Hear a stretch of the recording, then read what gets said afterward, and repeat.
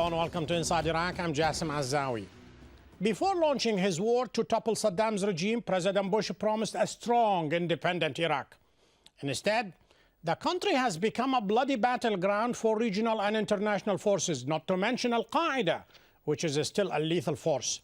Today, US, Israeli, Turkish, Saudi, and Syrian forces compete to shape Iraq's political landscape. Sometimes this competition is fought with brute force and sometimes by proxy through Iraqi political parties and armed groups. The prize is Iraq's geopolitical value as a linchpin of Gulf stability and its huge oil reserves.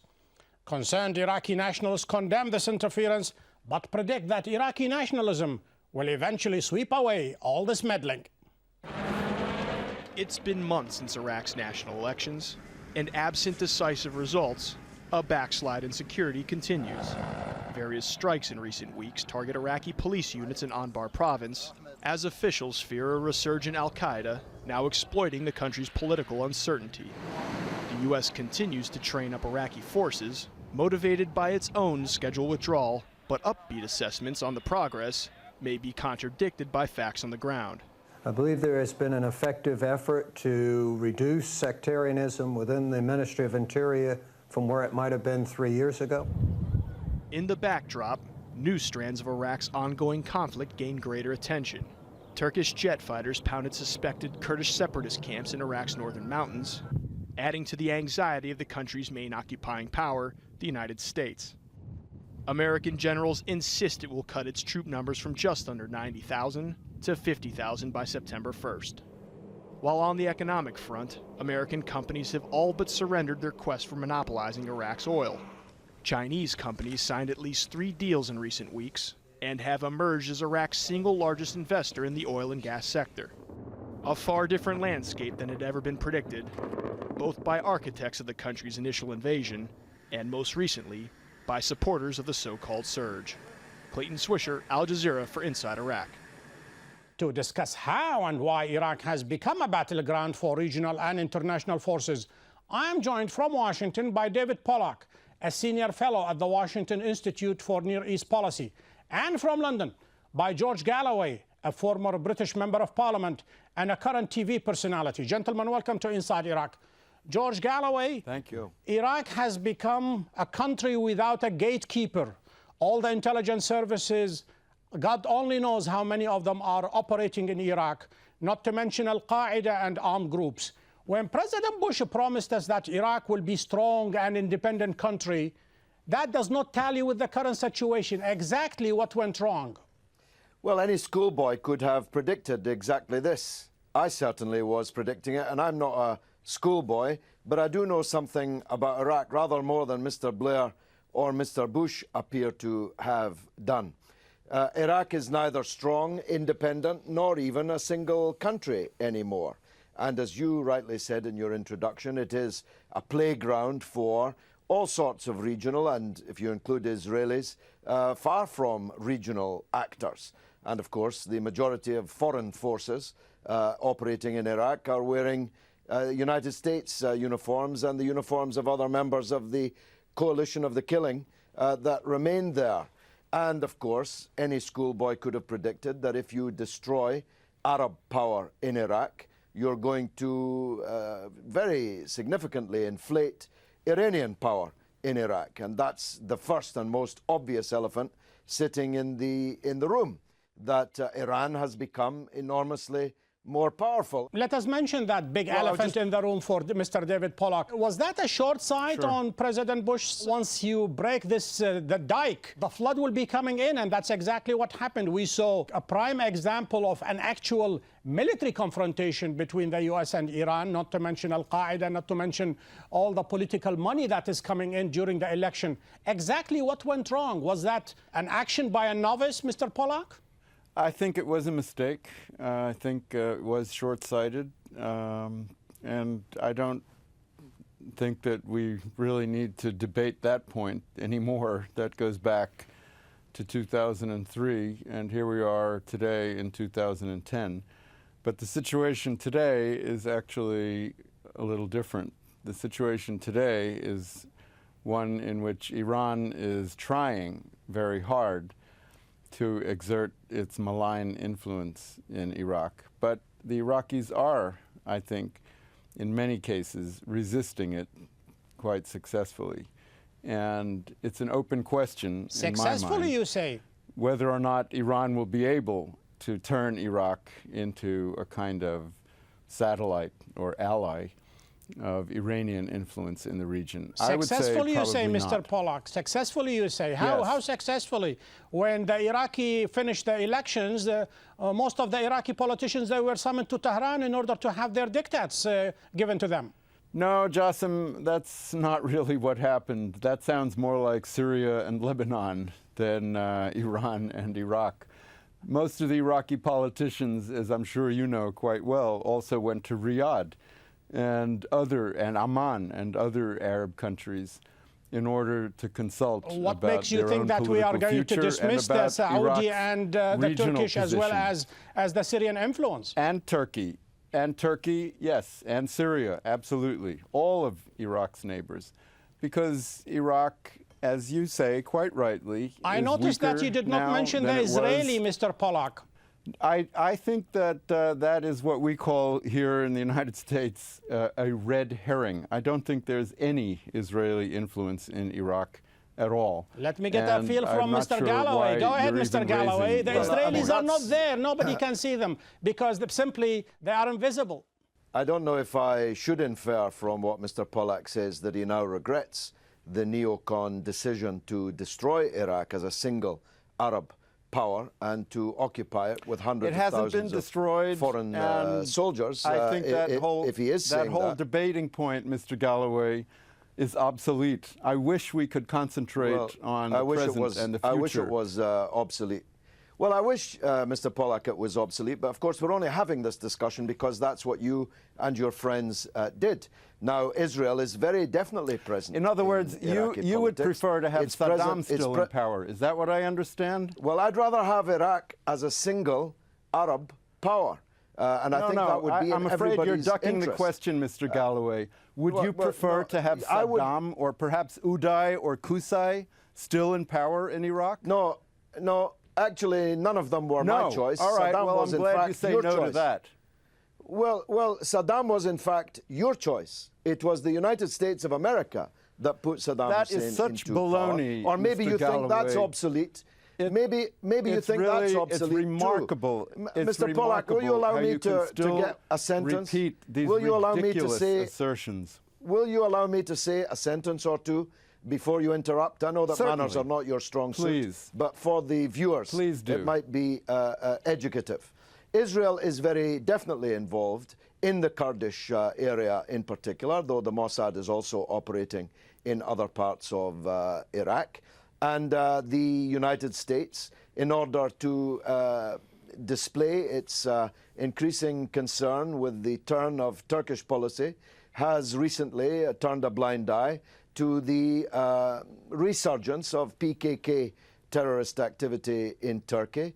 Iran, I can assure you, will answer any aggression from the United States against her on the streets of Iraq. And if you want to know what that will look like, just think of the film Zulu, but without the happy ending. So I caution you against taking the next step in your relations with Iran and turning the current Cold War hot, just in case that was your next project.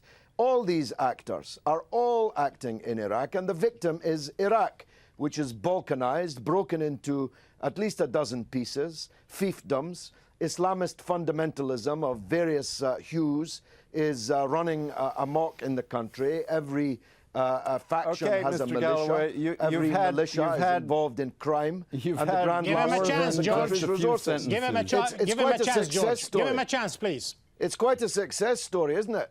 It's a success story compared to Saddam Hussein, Mr. Galloway.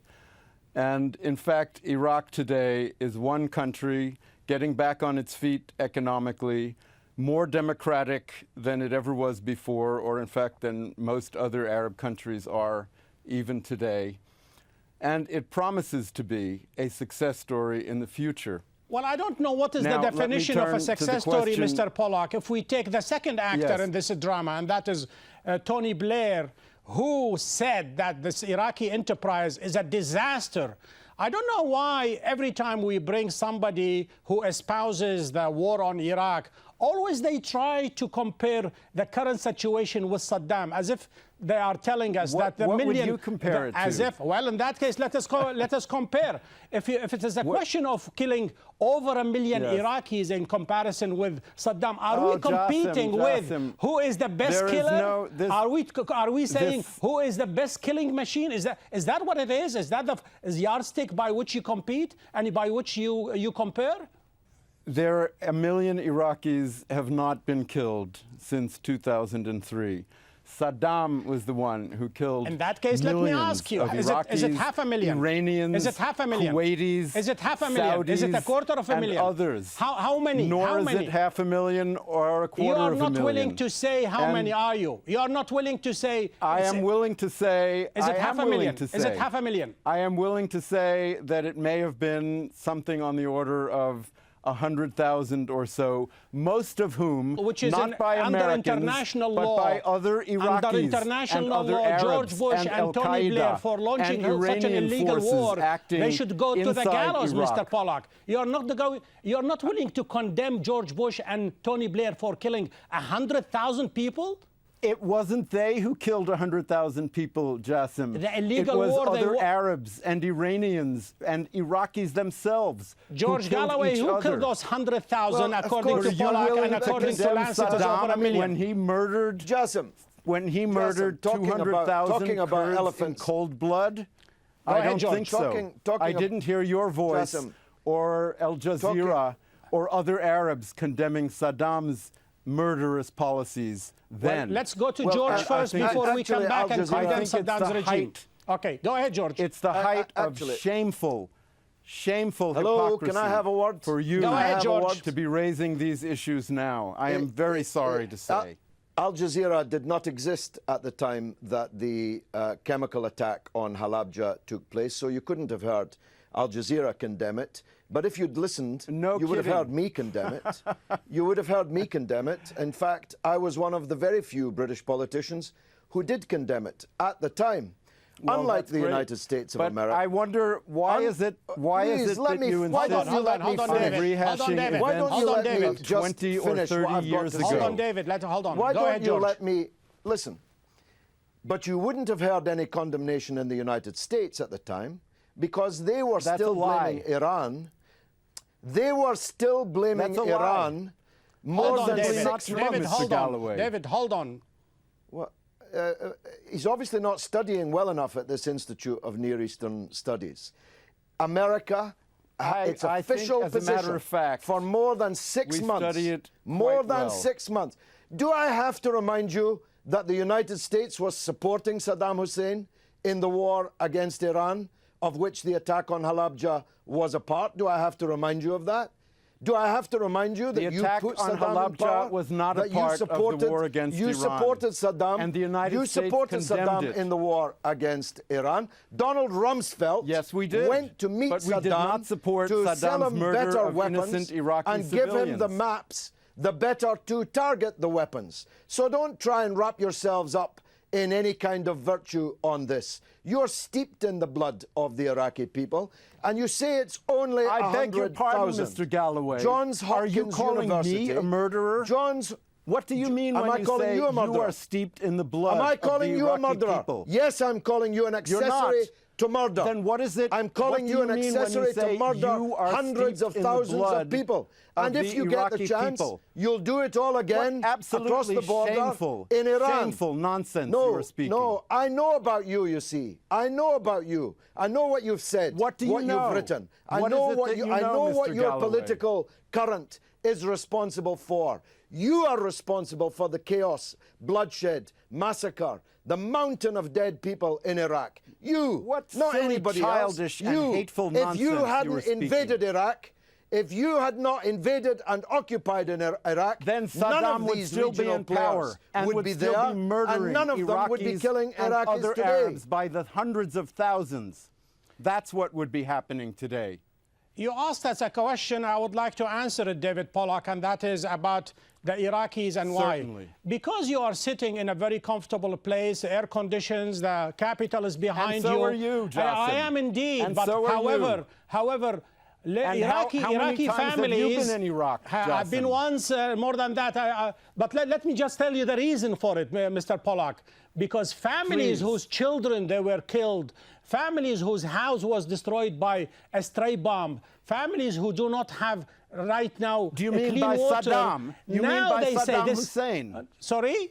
Whose families? The ones families that who got Saddam killed in the murdered. 2003 war. And there is one other And how thing about that the is, ones who were that killed? is, you know, that How drives about the people ones who here were killed crazy in before this that? part of the world when you dismiss that the Israelis are not in Iraq. I mean, you are willing to say America is there, Iran is there, Saudi is there, everybody except the Israelis. Explain to George, explain to the wider audience of inside Iraq and Al Jazeera, why is it that current officials, Certainly. as well as an old official like yourself, you are not willing, you don't have the courage to say the Israeli Mossad is in Iraq? I don't. Jassim, this is not a question of courage. This is a question of facts and reason and evidence. So George is if mistaken. you can show me When the Iraqi slightest politicians, they shred say of Mossad evidence, agents, they were part I of the have- interrogation team in Abu Ghraib and other places. That is the admission of the What Iraqis. absolute lies. That the Iraqi Shameful, officials shameful lies. whom you brought Jassim, on the heels of the you invasion, honestly- they are lying that the Mossad is not there. George, how dare you This- say Mossad is in Iraq? George, how dare you? Well, This- but the clients, this is you see, such Mr. Pollack's silliness. own clients, You his show own me clients, one the puppet tiny regime in shred Baghdad, of evidence have about already this. admitted what he is now denying. They admitted that Israeli agents were part of the interrogation in Abu Ghraib admitted prison. that? Again, he's Who behind the admitted curve. that? His Iraqi scholarship, officials as his well as the scholarship's US really officials. not up to scratch. And this is- Israel has this been is involved such with the absolute Kurdish nonsense. separatist movement in Iraq There for almost isn't even- 40 years. This is such Almost 40 years, silly, Israel has been lying, involved in military hateful and financial rumors. cooperation with the Kurdish I separatists wish- in the north of Iraq. Are you really denying that? I wish You that wish. Arabs would have the courage to look at the evidence instead of repeating nonsense. Well, in that case, let me Over repeat and one of over those again. nonsense, and that is the admission of the KRG, the Kurdistan Regional Government, when they And said... what about the Hold KRG? on, well, I'll tell you. What are you saying, Jassim? If you listen, I will tell you. Are you saying- the KRG says... Please. The KRG says that the Mossad and the former Israeli intelligence officers, they are training the Peshmerga, and they are training some of the security officers, especially in the new airport that was built in the northern Iraq. That is the KRG. They came out and willingly said, the Mossad is with us and they are helping us. I don't believe Answer it. that, Mr. I don't Pollack. believe you can Excuse show me, me come on. that evidence. Listen, go to the Well, wires. let's If you get don't this listen to me, clear. go to the And- wires and check it out. You and- cannot dismiss. Everybody says, well, I don't believe And- it. The fact that you did not read it, the fact that you did not listen to it, does not negate the facts. Where are you reading this? Well, I'm where are you not going to where are waste you my getting it time in from? order to bring you the wires now. Go ahead, George. You call that a waste of he's time to denying produce what the evidence? puppet regime in Baghdad This is admitted. absolute He's nonsense. denying what the Kurdish regional government has admitted. He's in a state I am of not denial. denying anything And he that began the his Kurdish contribution regional government today by saying has that any admitted. discussion about whether or not it was right to invade and occupy Iraq I am was sure- somehow I am obsolete, sure of one thing, even George though boy. it only happened 7 years ago, and today Yes. we're living with the consequences, the reverberations of it are what we're actually Yes. discussing here. Otherwise, there would be nothing Yes, to we are. discuss. In that case, let me try something Of as course. obvious as the sun, That's David Pollack. obvious. You admit that Yes. Al-Qaeda is in Iraq, and before 2003 it was not there? No, I don't admit that at all. Al Qaeda and some of its allies were in Iraq before 2003. Where? Actually, Where? Which in that part of Iraq?